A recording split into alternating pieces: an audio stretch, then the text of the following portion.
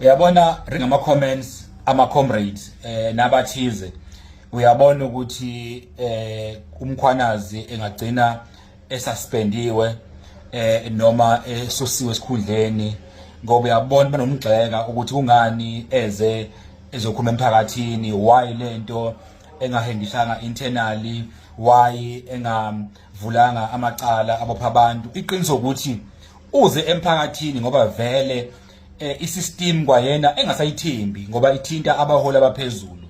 So siwumphakathi we have a right to know ukuthi kwenzakalani.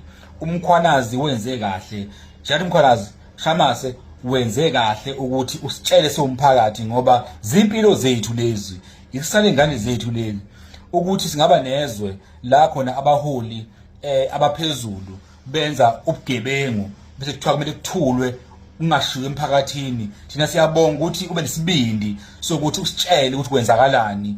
Thina ke njengomphakathi umsebenzi wethu ukuthi we must defend umkhwanazi.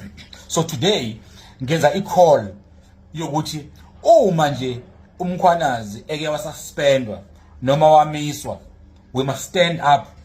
We must stand up. We must protest all over the country. We must protest all over the country to defend the truth. This is not about defending umkhwanazi.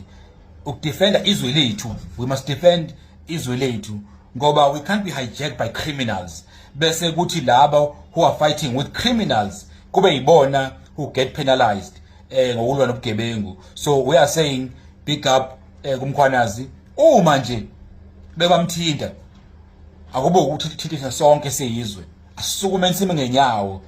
Itheku solivala phaqa. Ngiyafisa ukwazi ukuthi wenza ubukuphi wena.